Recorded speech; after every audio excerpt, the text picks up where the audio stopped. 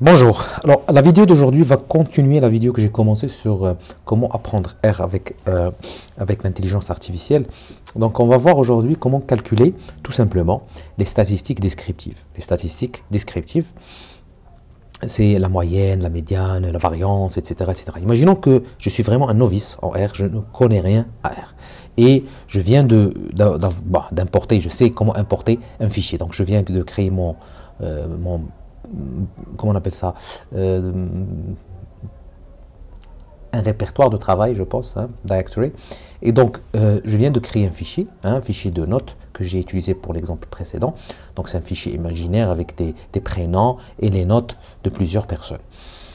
Et je veux calculer les statistiques descriptives. Je ne sais pas comment faire. Donc, je vais passer sur, bien sûr, ChatGPT et je vais faire chat, bien sûr, .openai.com/chat et je vais lui dire tout simplement comment, regardez, calculer les statistiques descriptives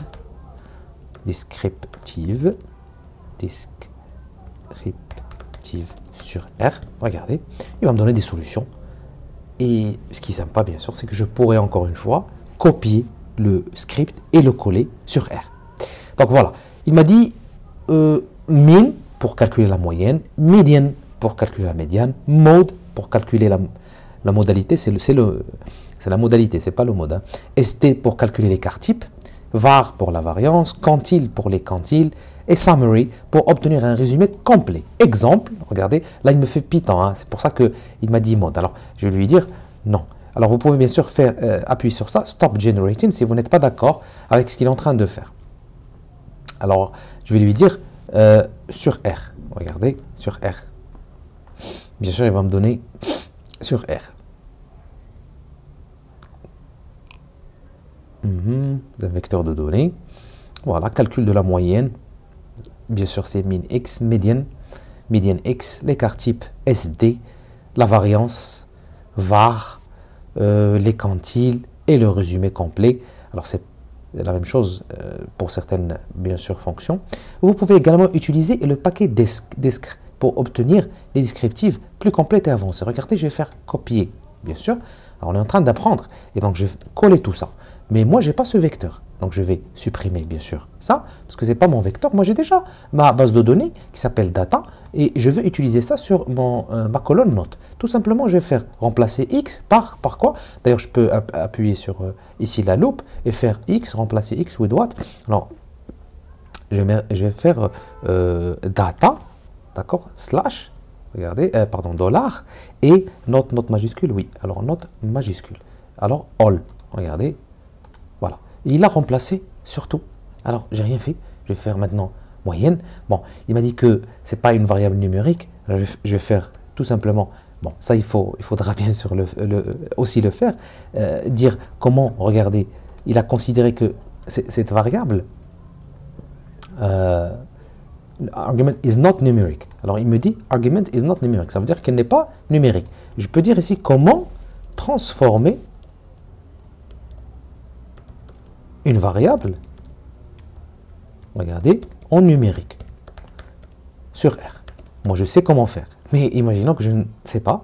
Et je demande à bien sûr, ChatGPT, il va me dire, en R, vous pouvez convertir à as numérique. Regardez, voici la fonction. Cette fonction convertit une variable en vecteur numérique. Bien sûr, il me donne ici sur Python. Je ne sais pas pourquoi il écrit Python, en fait c'est R, c'est pas Python.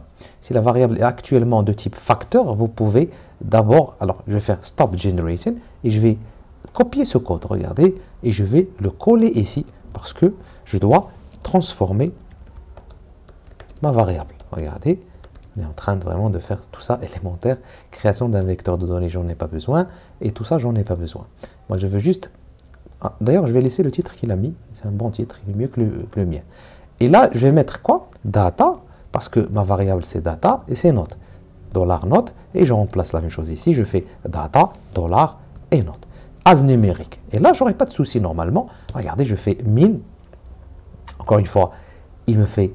Ah oui, parce que. Alors, ce qu'il y a, c'est qu'il me donne CNA parce qu'il y a beaucoup de valeurs qui ne sont pas présentes, qui ne sont pas NA, ça veut dire que...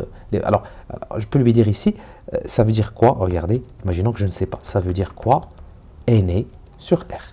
Regardez, il va me répondre. Imaginons que je ne sais pas ce que c'est. Alors, en R, NA signifie non disponible ou absent. Donc, les NA que j'ai dans mon fichier, que j'ai sur ma variable, ça veut dire que les personnes n'ont pas répondu, par exemple, n'ont pas donné leur note, ou bien moi, je n'ai pas bien saisi leur note. Très bien. Alors, stop generating. Alors, comment calculer la moyenne sans compter, regardez, les NA sur R? Voilà, c'est ça, parce que j'ai les NA, donc comment je dois faire? Il va me donner maintenant un script qui correspond à ça. Vous pouvez utiliser la fonction min avec l'argument remove true. Ça, je sais ce que c'est, mais c'est bien. Donc, il est en train moi, je suis en train de découvrir avec vous ce qu'il est en train de faire. Voilà, j'ai besoin maintenant du script. Il faut juste que je rajoute na.rm égale true. D'accord? Je vais faire stop generating. D'accord? Il faut juste que je rajoute cette partie-là. Donc, je reviens ici et je fais ça et je fais na.rm, regarde, égale true. Et maintenant, il va me donner la moyenne. Regardez, il me donne la moyenne de la note. Alors, ce que je vais faire, c'est que je vais copier tout ça dans bien sûr, toutes les statistiques descriptives, ce dont j'ai besoin. Voilà. Ça vous montre. Alors, si vous avez sur une variable des valeurs manquantes, NA, il faut rajouter, si vous voulez calculer les statistiques descriptives, na.rm. Alors, m, c'est remove. Bien sûr, c'est enlever true. Voilà. Donc, j'ai fait pour regarder, la médiane, c'est 8. L'écart type, c'est 2,82. La variance, c'est 7,98. Les quantiles, voici les quantiles, donc 25%, 50, 75, et même le summary qui va bien sûr me donner l'ensemble. Donc là, imaginons que je ne sais pas du tout comment faire pour calculer les statistiques descriptives. Maintenant, je vais savoir grâce justement à ChatGPT qui me donne toutes les différentes possibilités. Même si j'ai des erreurs, et j'avais des erreurs avec ça, il a quand même pu rapidement me donner une petite solution. Et là, j'ai mes statistiques descriptives. Je trouve que Summary est très très bien, bien sûr. Et voilà. Donc, voici comment on peut calculer des statistiques descriptives sans avoir une expérience sur la programmation ou bien le langage de R.